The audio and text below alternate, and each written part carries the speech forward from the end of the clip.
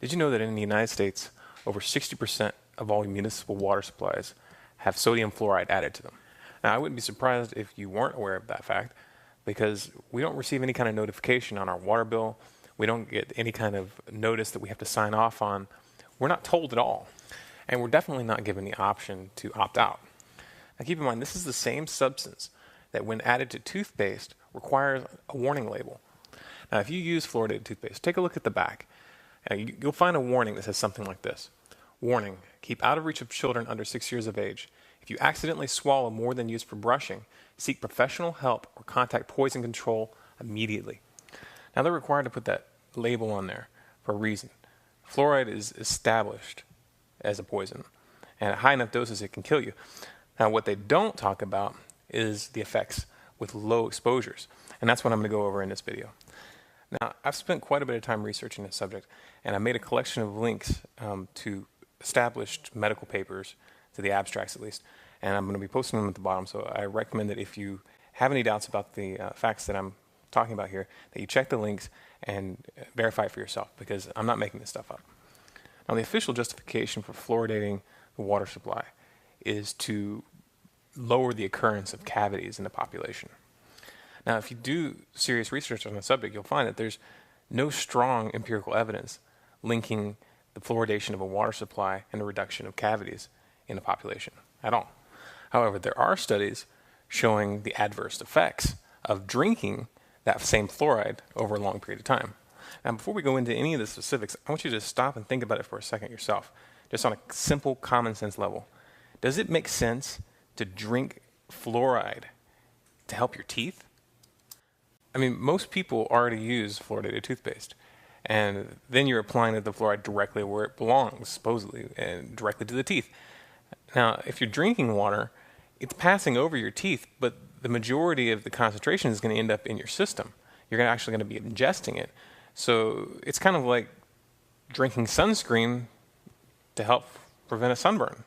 Now, if you think I'm a lone extremist here, I want you to consider this. I'm going to read off a list of countries which have officially banned water fluoridation.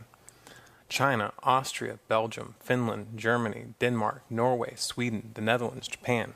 Now, this definitely isn't a comprehensive list. It's 98% of European countries which have banned fluoridation, and there's probably other countries that I just wasn't able to find information on. Now, if water fluoridation was actually effective, wouldn't we be hearing about higher rates of cavities and tooth problems in these countries? Now, there is an awful lot of pro-fluoridation propaganda out there, but they never talk about this. They never talk about the actual empirical evidence to back up their claims. They just act like it's already proven.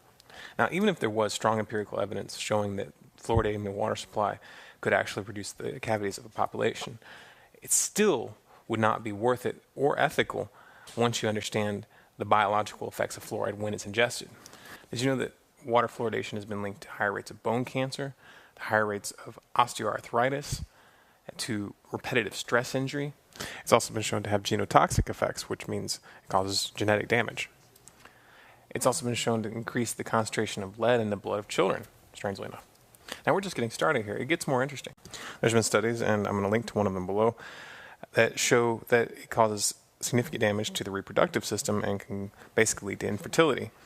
Now, fluoride is also a neurotoxin, and there's been significant animal testing which has shown that exposure to fluoride can cause ADD-like symptoms, attention deficit disorder, or sluggishness, and a reduced IQ. The reduction of IQ is also confirmed by studies done in China, where children who had been exposed environmentally through mining to sodium fluoride were compared to children in a town nearby which hadn't been exposed, and they found a significant point difference in the IQ of the children in the town that were exposed. Now, fluoride also has other more subtle effects on the brain as well. Those effects were not missed by Hitler, who happened to be the first to actually institute water fluoridation, and he did so in the concentration camps in order to make the prisoners more docile and less able to resist. Now, as is often the case when I make this kind of videos, my intention here is not to be the end-all reference for this subject. If you care about your health, and if you care about the health of your family, then it's up to you to do the research. Now, once you are convinced that there is a problem, that we are being poisoned through our water system, the question is this: what are we going to do about it?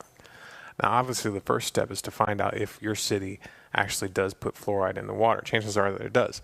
If that is the case, then the next step is to find a way to stop drinking it. Now, that's not always as easy as it might sound, because the Brita water filters and that low-end kind of water filters that you'll find at, say, Walmart, don't actually remove fluoride. They don't even consider fluoride to be a toxin that needs to be removed. In most towns, there are water dispenser systems that you can go and pay 35 cents a gallon or something like that to get filtered water, filling up your own jug that doesn't have fluoride in it. Or you can lay down the big bucks and get, like a Berkey water filter, one of those high-end filters that actually specifically claims to get the fluoride out. And keep that in mind. If it doesn't claim to get the fluoride out, then it doesn't. Now, to stop poisoning yourself and your family is important. It's the first step, but that's not enough. Even if you're not drinking that water yourself, it's not okay that they're poisoning the rest of the population. And that has a direct effect on society, because it's affecting their neurological development, it's affecting their IQs, and it's leading to a dumbing down of the population. Now, the upside here is that this is something we can affect on a local level, because water fluoridation is decided on a city-by-city basis. I think it's time that we as individuals do some investigation, find out who's in charge of the water fluoridation system in our individual towns, and put some political pressure on them. Now, for those of you who find the implications of what I'm saying here hard to swallow, I want to leave you with this short little snippet to put things in context. Now, I want you to see this, because when you go out doing research about fluoride, you're going to find a lot of pro-fluoride propaganda, people telling you how great it is that we're putting fluoride in the water. Now, this little propaganda piece cooked up by the cigarette companies may seem ridiculous to us now, but in the 50s, it wasn't ridiculous because people didn't know better, so it worked. Someday, history is going to look back at water fluoridation, and it's going to seem just as ridiculous. A responsible consulting organization reports this study by a competent medical specialist and his staff on the effects of smoking Chesterfields. A group of people smoked only Chesterfields for 6 months in their normal amount, 10 to 40 a day. 45% of the group have smoked Chesterfields from 1 to 30 years for an average of 10 years each. At the beginning and end of the 6 months period, each smoker was given a thorough examination, including x-rays. The examination covered the sinuses, nose, ears, and throat. After a thorough examination of every member of the group, the medical specialist stated, "It is my opinion that the ears, nose, throat, and accessory organs of all participating subjects examined by me were not adversely affected in the 6 months period by smoking the cigarettes provided." Remember this report and buy Chesterfields, regular or king size, premium quality Chesterfield, much milder.